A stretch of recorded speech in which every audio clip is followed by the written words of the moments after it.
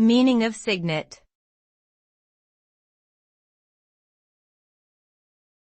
Cygnet.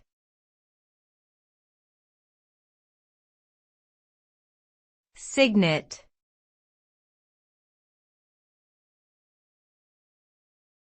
Cygnet.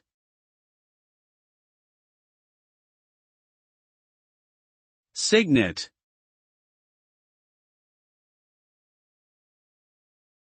Cygnet refers to a young swan, typically one that is less than a year old.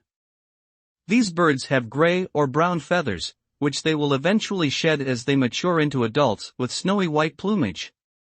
Cygnets are frequently spotted in groups swimming in lakes, rivers, and other bodies of water where they feed on aquatic plants and small aquatic animals.